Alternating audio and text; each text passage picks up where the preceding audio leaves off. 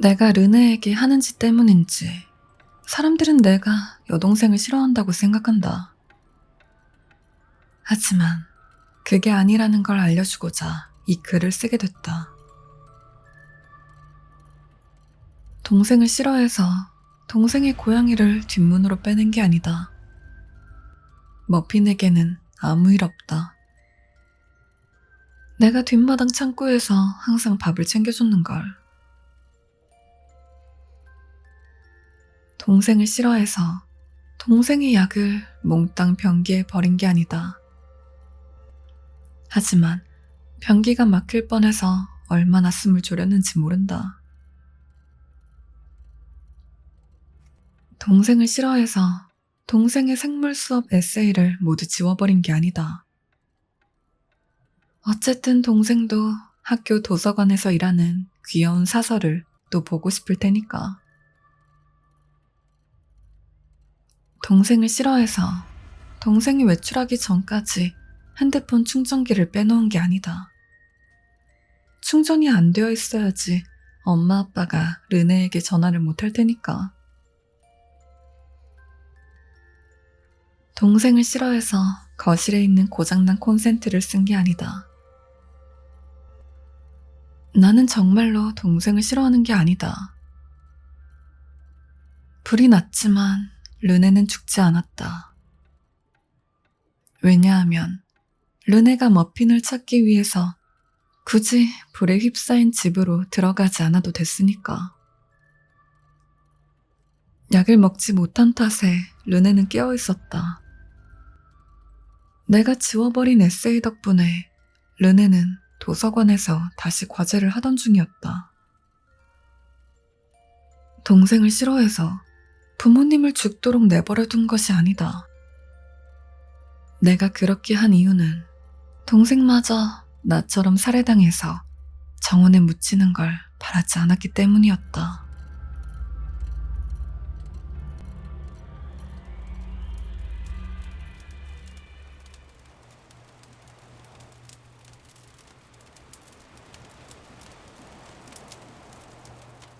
인디애나주 시골 마을에서 자라면 그만한 장단점이 있기 마련이다. 장점이라면 편도로만 30분 걸리는 마트에 갔을 때 내가 원하는 만큼 살 수 있다는 거다. 단점이 있다면 주변에 버려진 우물이 많은데 이게 위험하다는 거였다. 며칠 전에도 대학을 마치고 잠깐 엄마랑 지내려고 왔다가 하나 발견했다. 엄마 소유의 부지 내에서 조깅하고 돌아오는 길에 어딘가에서 훌쩍이는 소리를 들었다. 소리가 어디서 나는지 찾아보니 높게 자란 잡초 사이에 우물 하나가 가려져 있는 게 아닌가. 충격적이게도 아이의 울음은 그 안에서 들려왔다. 누구 있어요? 좁고 어두운 우물을 내려다보며 말했다. 혹시 빠졌어요? 저 좀 제발 도와주세요. 실수로 빠졌는데 나갈 수가 없어요. 겁에 질린 어린 목소리가 애원했다. 순간 이웃에 사는 된 집에 막 걷기 시작한 아이가 있었다는 걸 떠올렸다. 그 아이를 본 게 학교 때문에 집을 떠나기 직전이었으니까. 너무 캄캄해서 무서워요. 아이의 절규가 우물 벽을 따라 간헐적으로 울렸다. 이미 말라버린 오래된 우물은 내가 들어가기에는 너무 비좁았다. 된 아저씨 아들이구나. 나는 아이에게 말을 걸었다. 혹시 다친 데는 없니? 다리를 못 움직이겠어요. 훌쩍이며 대답하는 아이의 목소리에 최악의 상황이 염려되기 시작했다. 조금만 기다려. 내가 사람 불러올게. 아이에게 소리쳤다. 엄마에게 전화했지만 받지 않았다. 일하느라 바쁜 것 같아서 대신 문자를 남겼다. 댄아저씨 아들이 부지 끄트머리 우물에 빠졌어요. 핸드폰 빛으로 우물 속을 비추자 무릎을 끌어안고 고개를 푹 숙인 작은 아이가 겨우 보였다. 아이는 아주 마르고 약해 보였는데 몸을 옹성거리고 벽에 바짝 붙어 있었다.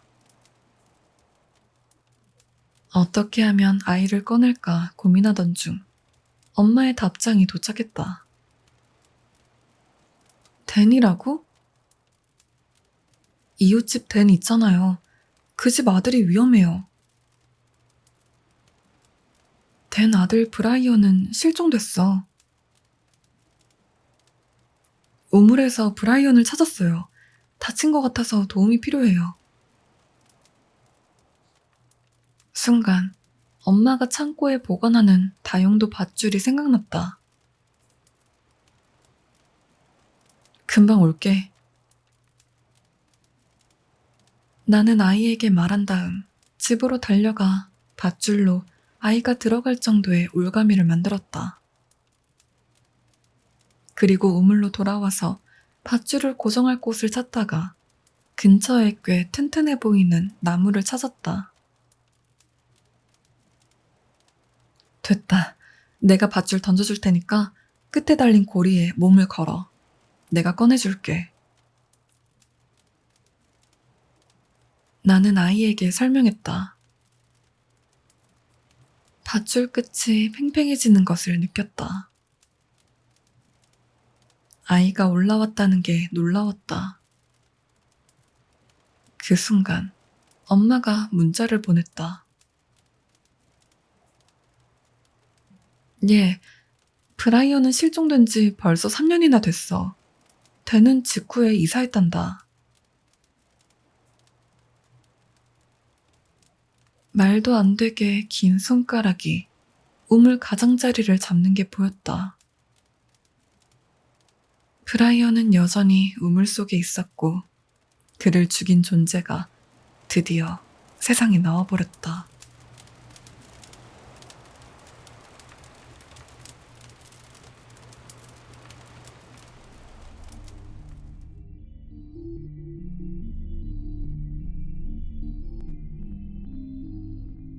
며칠 전 충격적인 소식을 들었다.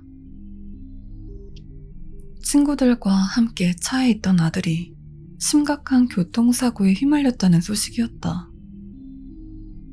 운전자는 아들이 가장 친하게 어울리는 크리스라는 녀석으로 그놈 하나만 겨우 목숨을 건져서 입원했는데 심각한 상태란다. 놈의 숨을 이어가기 위해서 의사들이 수단과 방법을 가리지 않는다고 들었다. 어이가 없었다. 족같이 운전하다가 남의 아들을 죽인 놈인데 살리려고 애쓰다니.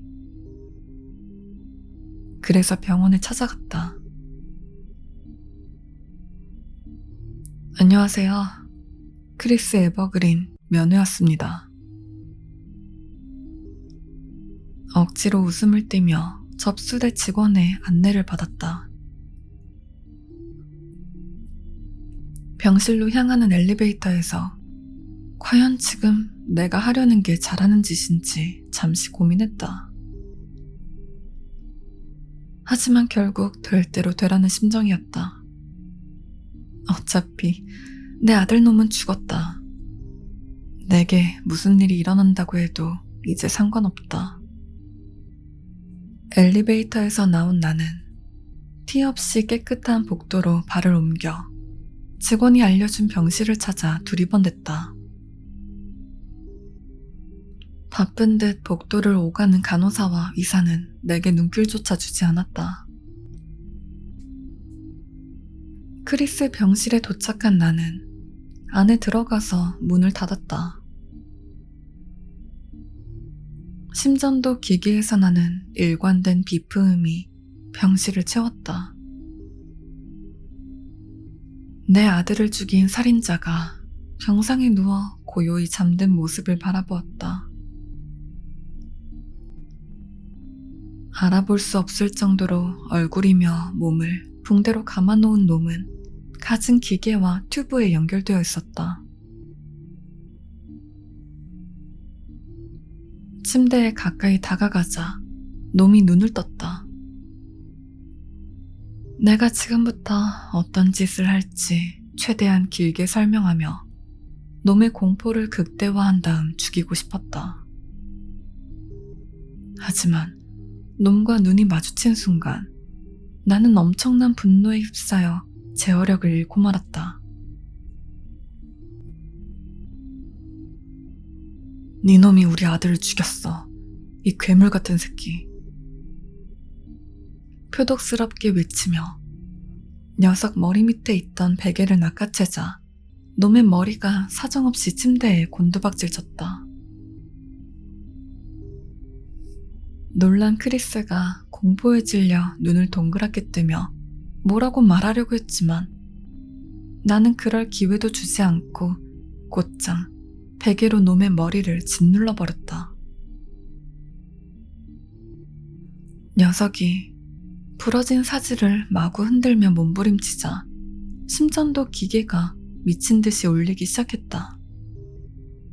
영화에서는 몇 초면 사람을 질식사시킬 수 있지만 대부분 그게 사실이 아니라는 것을 잘 알 것이다. 사람을 죽이려면 적어도 5분은 필요하다. 크리스가 발버둥을 멈추고 축 늘어진 후에도 확실히 죽은 것을 확인하기 위해 베개를 놓지 않았다. 모든 과정이 끝나자 심전도 기계의 일정한 비프음은 죽음을 알리는 소리로 바뀌었다. 나는 크리스 머리에 다시 베개를 넣어주고 조용히 병실을 나섰다.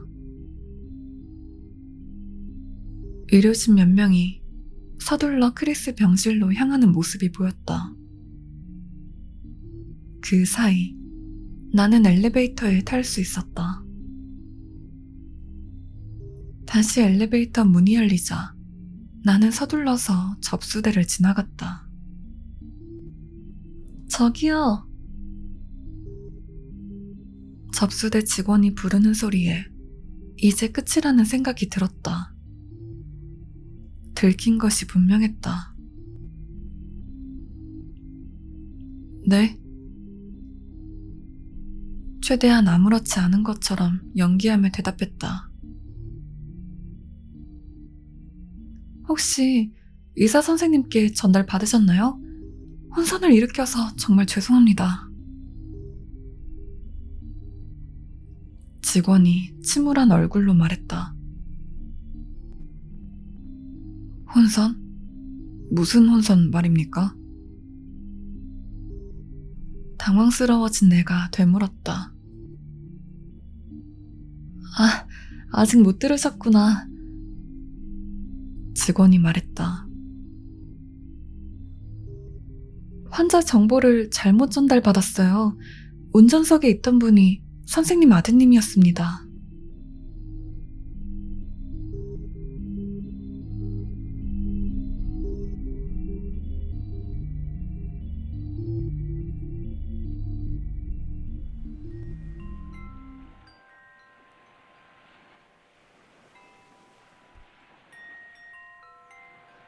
모든 가정이 두려워하는 악몽일 것이다. 그날은 아내도 나도 쉬는 날이어서 가족만의 시간을 가질 겸 아들을 데리고 점심을 먹으러 나갔다. 하지만 집에 돌아왔을 때쯤 느낌이 좋지 않았다. 집이 가까워져 올수록 점점 불안한 기운이 감돌았다. 마침내 시야에 들어온 집은 현관이 활짝 열린 상태였다. 침입자가 있었다. 아직 침입자가 안에 있을 수도 있기 때문에 가족에게 밖에서 기다리라고 말한 다음 혼자 들어갔다. 둘은 내 말에 따라 밖에 남았고 나는 천천히 그리고 조용히 집으로 들어갔다. 거실로 가자 부서진 가구와 엉망이 된 모습이 눈에 들어왔다. 침입자가 뭘 찾고 있었나? 우리를 해치려고 들어온 건가? 왜 하필 우리 집이지? 왜 하필 우리 가족이야? 다음은 부엌이었다. 냉장고가 거의 비어 있었다. 온갖 식기와 음식이 부엌에 널려 있었다. 도대체 누가 우리 집에 들어온단 말인가? 먹을 게 필요했던 노숙자? 만약 그렇다면 대체 거실은 왜 그렇게 엉망으로 만든 걸까? 그때 소리가 들렸다. 침실에서 발소리가 들렸다. 역시 침입자는 아직 집에 있었다.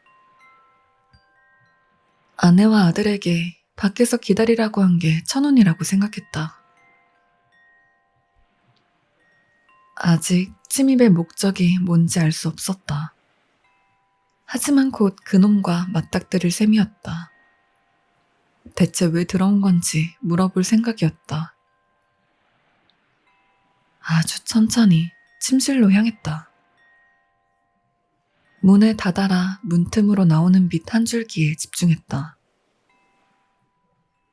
빛 사이로 어지러이 움직이는 희미한 그림자가 보였다.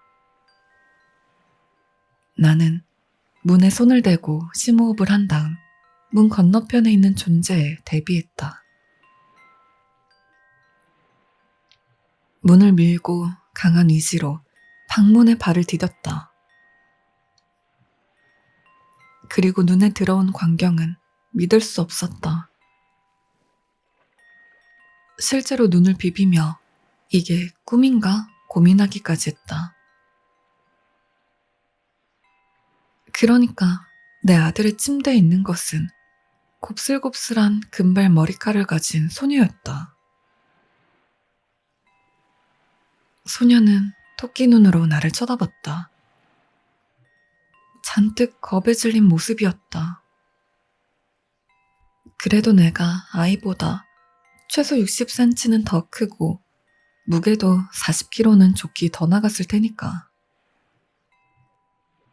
어린 소녀에게는 내 모습이 그야말로 놀라운 광경이었으리라.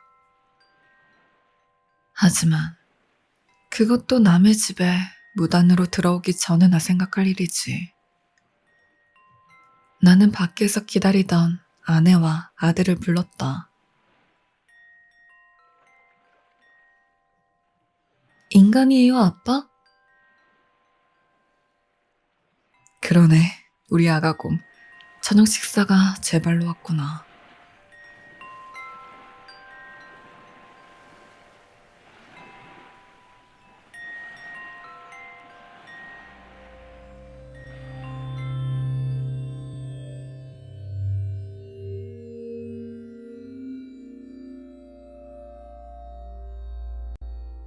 (2060년 2월 29일) 우리 다섯은 죽을 것이다.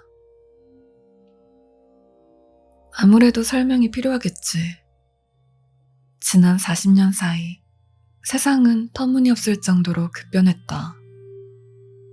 기술은 나날이 발전했고 그 무엇도 발전 속도를 늦추지 못했다. 기술의 진보를 막을 수 있는 것은 아무것도 없었다.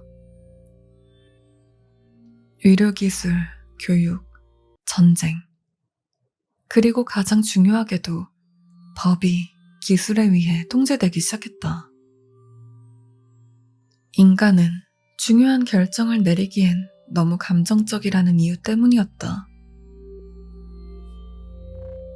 결국 인간은 아주 사소한 선택권까지 빼앗기고 말았다. 전공, 직업, 사랑, 죽을 날짜, 매일 먹을 음식, 인생에서 만들 수 있는 모든 결정을 빼앗기고 말았다. 규칙은 우리가 하는 모든 행동에 안내서를 제시했다.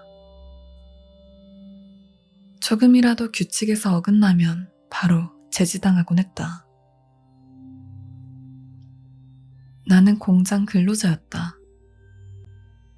마커스, 제이, 엘리, 링컨, 카라와 나, 총 6명이 함께 근무했다. 우리는 나름 상황에 만족한다고 생각했다. 규칙에 따르면 우리는 현재 삶에 만족하는 중이라고 하는 데다가 근무지에서 우리 5명만이 살아 숨쉬는 생명체로 서로 직접 대화를 나눌 정도로 가까이에 있다는 것은 행운이었으니까. 하지만 그 순간 모든 불이 꺼졌다. 링컨이 침묵을 깨기까지 몇 분. 우리는 감히 움직일 생각도 하지 못했다. 아무래도 전기가 나간 모양이야. 링컨이 말했다. 우리 중 가장 나이가 많은 그였기에 우리는 그의 말을 곧이곧대로 믿었다. 익숙한 파란 불빛도, 음악도, 백색 소음도 사라졌다. 그저 세상이 고요해진 탓에 무언가가 미세하게 윙윙대는 소리만 들릴 뿐이었다. 공장 전체 전력이 나갔으니까 적어도 우리 세상만큼은 고요해진 게 확실했다. 자연에서 얻을 수 있는 빛이 없었기에 마커스가 손전등을 꺼내 우리를 비췄다. 이곳에 머무르는 게 좋겠다고 다들 의견을 모았지만 솟구치는 아드레날린을 무시할 수 없었다. 과연 이런 기회가 언제 또 올까? 유일하게 엘리만이 공장에 남겠다고 했다. 나중에 알게 된 사실이지만 엘리는 자신을 말릴 사람이 없기에 자살을 기도했단다. 하지만 도움의 손길 하나 없는 그곳에서도 자살이란 참 힘들었다. 우리는 고삐 풀린 망아지가 되었다. 상상조차 하지 못했던 모습이었다. 평소라면 감히 해볼 수 없던 것들을 해냈다. 그리고 다시 불이 들어왔다. 우리는 곧 모두 체포됐다. 카라는 처음 불이 꺼졌을 때 들었던 미세하게 윙윙대는 소리가 자유가 아닌 통제, 그러니까 카메라 동작 소리였다는 것을 깨닫고 전부 개원했다. 우리는 그날 모두 죽을 운명이었다. 제이는 창문을 깨 자연광을 들어오게 한 죄로 15시 2분에 처형됐다. 하지만 그는 후회하지 않았다. 마커스와 카라는 몇 년 전부터 사랑을 키워오고 서로를 선택한 죄로 16시 35분에 나란히 약물 주입으로 사망했다. 링컨은 자신이 쓴 시를 손에 쥔 채 16시 51분에 사망했다. 내 사망 시간은 17시 38분으로 가장 늦었다. 바깥에 나가는 게 아니었다. 그게 전부였다. 우리가 감히 해볼 수 없었던 것들이.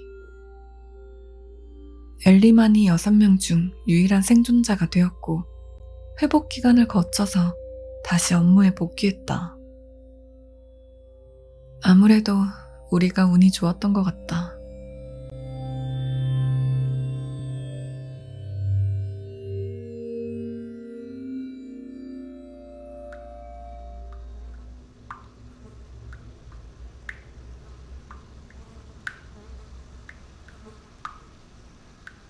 의사가 청진기를 빼더니 목에 걸었다.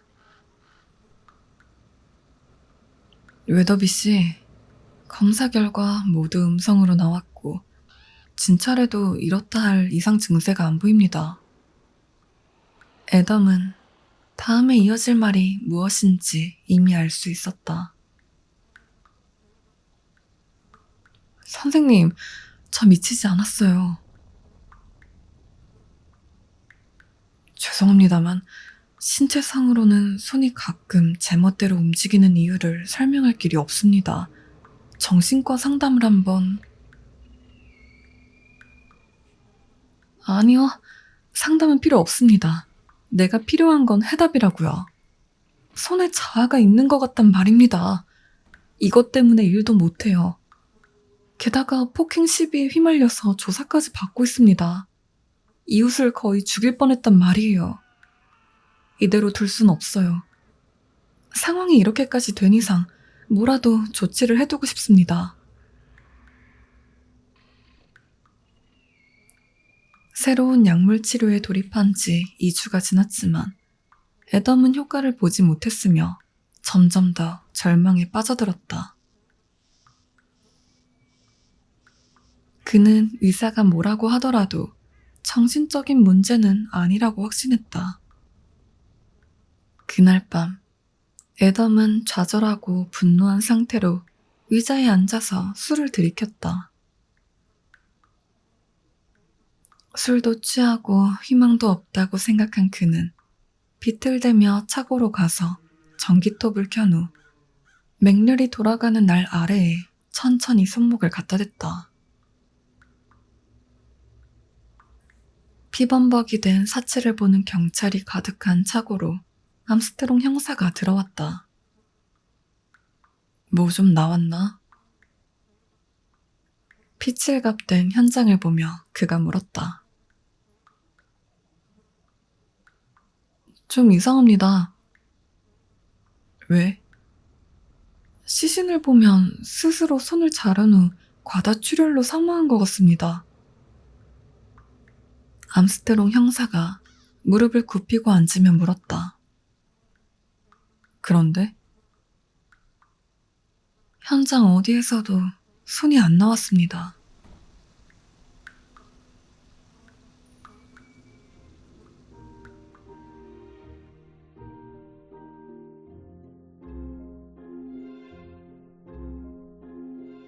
우리 부부는 장거리 운전이 있으면 주로 내가 하는 편이다. 아내는 차에 강도가 한 번 든 이후로 운전대를 잡으면 꽤 긴장하는 편이었다. 늦은 저녁, 작은 편의점 앞에 주차해놓고 안에 들어갔다 나왔을 때였다. 차로 돌아온 아내는 CD, 스테레오, 잔동과 아이팟이 사라졌다는 걸 깨달았다. 차 문을 잠그는 걸 잊은 탓이었다. 나는 차 터리범과 아내의 운전 실력과는 별개라고 누누이 설명했지만 아내는 그 말을 귓등으로도 듣지 않았다. 결국 무서웠던 기억 때문인 것이다. 그나마 차에 도둑이 들고 나서부터는 잠금 장치에 항상 신경 쓰게 됐다는 이점이 있었다. 우리가 사는 동네는 규모가 꽤 작았는데 나는 현관을 꼭 잠그는 데 비해서 차 문은 깜빡하곤 했다. 저번 주 아내의 친정 식구들을 만나고 느지막하게 귀가하던 길이었다. 집까지 4시간 되는 거리였고 그날은 일요일 저녁이었다. 모두가 고즈넉한 일요일 밤 분위기에 일찌감치 잠자리에 들었는지 집으로 가는 도로는 조용하고 괜찮았다. 보조석에 있던 아내는 이내 잠들었고 나 역시 졸음이 몰려오는 것 같아서 화장실도 쓰고 마실 거리도 살 겸해서 가까운 휴게소에 정차했다. 아내를 깨우려 했지만 여행용 베개를 베고 평온하게 잠든 모습에 그냥 두기로 했다. 화장실만 금방 다녀올게. 내가 속삭였다. 알았어. 아내가 웅얼댔다. 뭐 사다 줄까? 아니. 문 잠그고 갈까?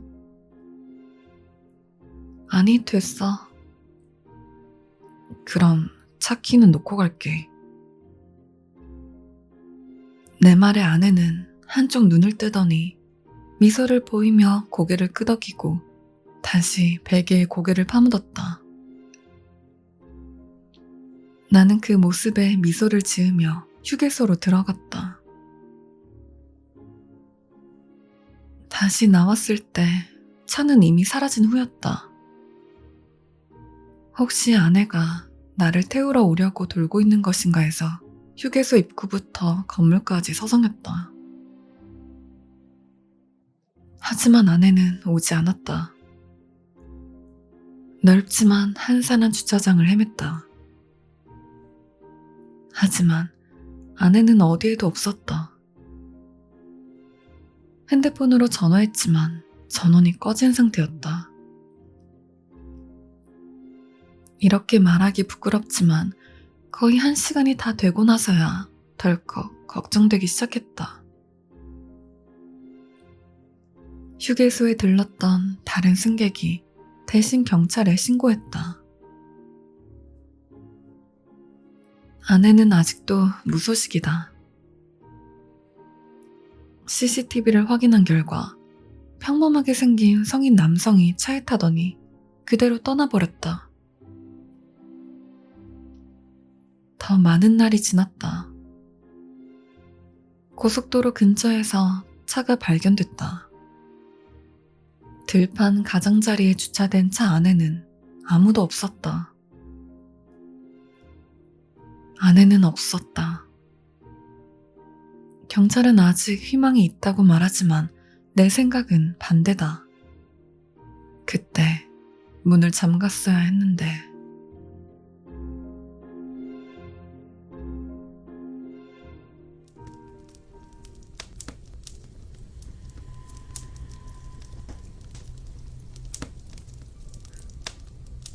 잠에서 깨자마자 나를 부르는 할머니 목소리가 들렸다. 루카스, 이것 좀 봐라. 당장 오렴. 할머니 말투로 봐서 혼날 것 같다는 감이 왔다. 나는 크게 대답하고 하품하면서 복도를 따라 걸어갔다. 이것 좀 봐라. 거실에 도착한 내게 할머니가 비명 지르듯 말했다.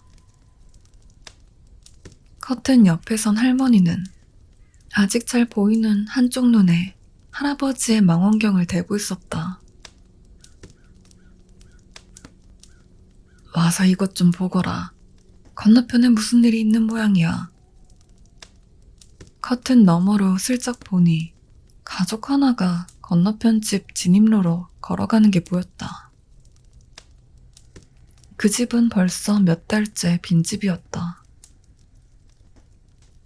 저 집을 사려나 보죠. 내가 말했다. 아니, 저 집은 굳이 개방일을 잡지 않아. 뭔가 이상해. 분명히 뭔가가 잘못됐어. 할머니가 대답했다. 그 말에 나도 모르게 눈동자를 굴렸다. 왜 그래요, 할머니? 내 말투가 경멸조로 튀어나왔다. 옷 갈아입거라. 가서 무슨 일인지 한번 보고 오자. 저 정도면 집이 꽉 찰 정도로 사람들이 바글바글 할 텐데 창문 쪽에는 아무도 안 보이잖니. 서둘러라. 바깥에 나갈 때까지 성가시게 할 것을 알았기에 반항하지 않기로 했다. 할머니는 내가 옷을 갈아입고 올 때까지 여전히 그 집을 보는 중이었다. 얼른 가자. 조심해야겠네. 할머니가 망원경으로 집을 살피며 말했다. 도로 양쪽을 확인하던 중 이상한 점을 발견했다. 거리에는 사람만 없는 게 아니라 차도 없었다. 건너편 집에 십수명이 들어갔다면 그 사람들이 타고 온 차도 있어야 하는 거 아닌가? 아니면 그 많은 사람이 걸어왔다고? 대체 왜? 궁금해진 나는 도로를 건너 그 집 현관 앞으로 갔다. 매물로 나왔다는 표시도 없고 문도 닫혀 있어서 불쑥 들어가기에는 애매했다. 창문으로는 아무도 안 보여서 그냥 문을 열어보기로 했다. 하지만 문은 잠긴 상태였다. 집으로 돌아와 문을 닫으며 어깨를 으쓱했다. 할머니 말씀하신 대로 집은 빈 것 같은데 잠겨서 못 들어가 봤어요. 괜찮다, 루카스. 이따가 할미가 부르면 바로 나올 수 있도록 기다리고 있으렴. 할머니가 계속 집을 응시하며 말했다. 그날 늦은 오후 할머니가 나를 불렀다. 거실 창가로 가자 할머니가 아까 했던 말이 이해되기 시작했다.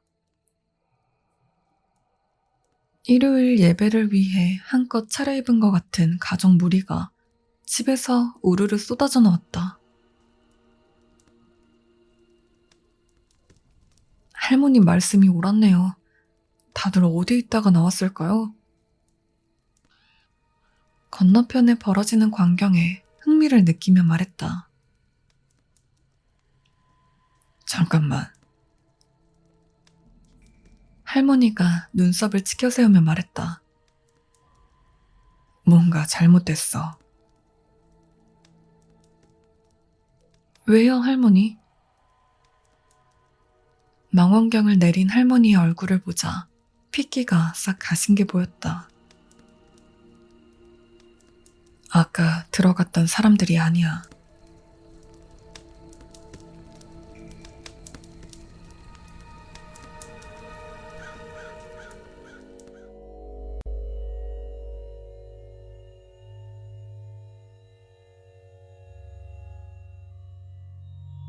난 감염자다.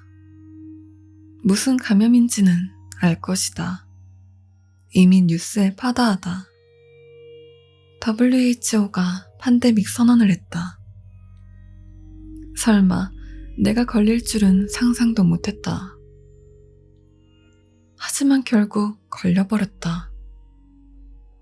이제 어떻게 해야 할지 모르겠다. 내 또래와 달리 내게는 월급이 없었다. 병가도 없었다. 1월에 발목을 삐어서 다 써버린 탓이었다. 브렛은 유급 휴가를 신청하려면 의사소견서가 필요하다고 했다.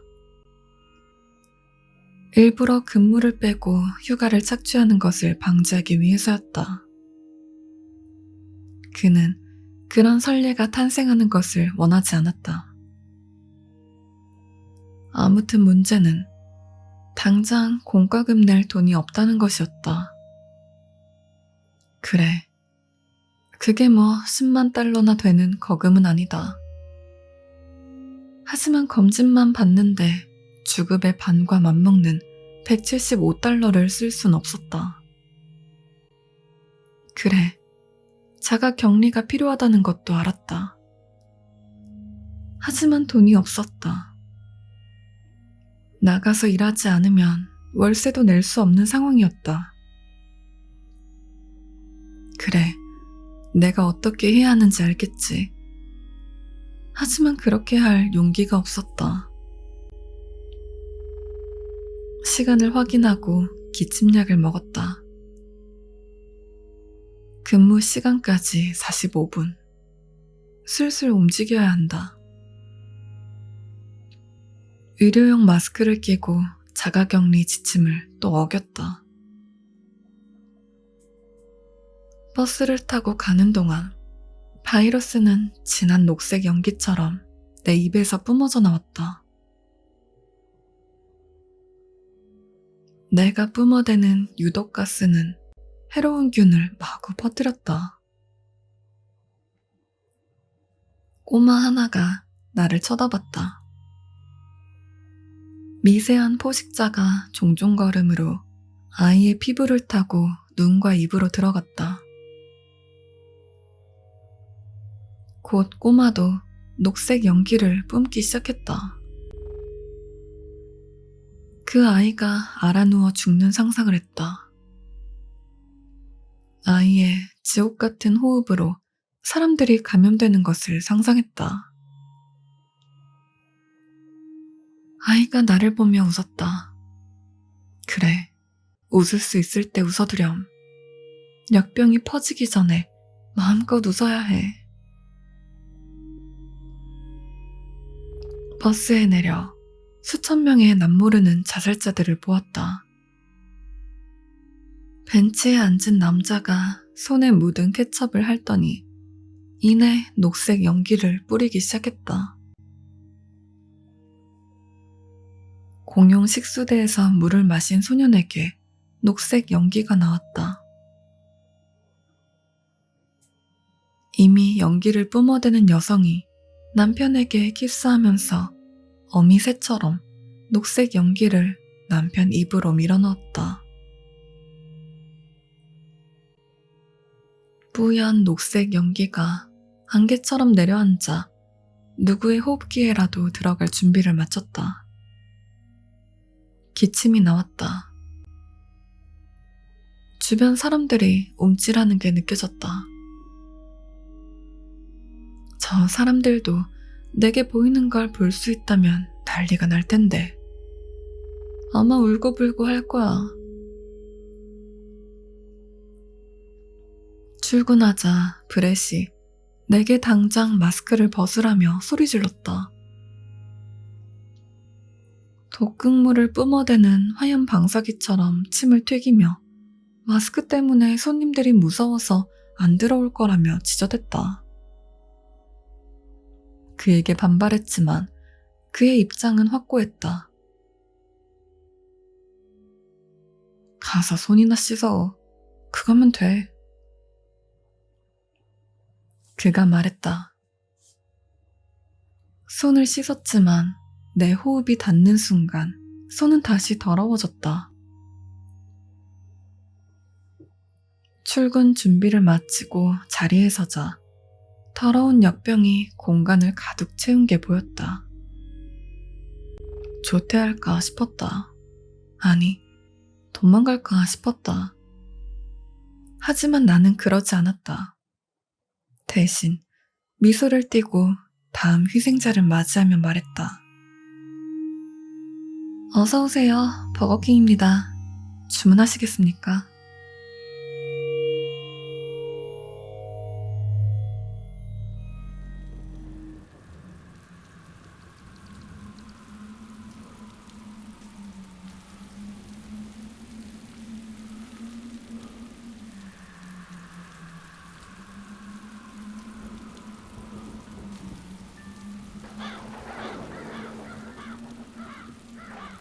나는 곧 죽을 운명이야. 나를 막을 방법은 없어. 어차피 죽음은 인생에서 피할 수 없는 결말이고 내 결말은 남들보다 조금 일찍 찾아오는 것일 뿐. 그런데 왜 내가 이 글을 쓰느냐고? 난 당신의 이름을 몰라. 나이도 몰라. 얼굴조차 모르지. 하지만 나를 여기로 데려오니까 편지를 쓰라고 해서 쓰게 된 거야. 안녕. 내 이름은 조나고 14살이야. 내겐 가족도 친한 친구도 삶을 살아갈 의지도 없어. 나를 납치한 남자는 그런 이유로 내가 아주 적합한 희생양이라고 하더라. 죽기에는 아직 어린 나이라는 걸 알아. 사람들은 내 나이를 들으면 놀라곤 하지. 상관없어. 나이가 더 들었다는 것은 그만큼 더 고통을 받았다는 뜻이니까. 이 남자는 연쇄 살인마야. 아니, 사람들은 그를 연쇄 자살마라고 해. 왜냐고? 그는 자살할 사람만 골라서 죽이니까. 그가 내게 말하기를 자신이 아량을 베푸는 거래. 그를 묘사하는 것은 허락되지 않았어. 그에 관한 내용을 하나라도 쓰면 편지를 태워버리겠다고 했거든. 그가 나중에 당신을 찾아갈 때 당신이 그를 알아보지 못하게 하기 위한 거야. 아무튼 나는 죽음을 앞두고 이곳에서 다음 희생자에게 보내는 편지를 쓰는 중이야. 아마 교수형에 처해질 것 같아. 얼마나 시적인 죽음일까. 당신은 총살당할 거래. 고통 없는 죽음이겠지. 그러니 준비하고 있기를 바라. 하지만 어차피 죽음을 준비하고 있을 테니까 당신도 크게 상관하지 않으리라고 생각해. 어쩌면 그의 아량을 접하는 거니까. 정말 미안해. 조나로부터. 이 편지는 신원이 조나 스미스로 밝혀진 14살 시신의 손에서 발견되었다. 소년의 위 상태로 보아 만찬을 먹었고 깨끗하게 씻겨졌으며 고급 위류를 입은 채 태평양 표준시로 새벽 3시 54분 뉴욕시의 한 테라스에 목을 매단 것으로 판명되었다. 소년의 방을 수색하는 과정에서 다수의 유서와 함께 밧줄 뭉치가 발견되었다. 소년의 인터넷 검색을 확인한 결과 올가미 매는 방법을 검색한 이력이 발견됐다. 조나는 연쇄 자살마의 3번째 희생자였다. 소년이 죽은 시점은 침실에서 사라진 후로부터 약 2주 후였다.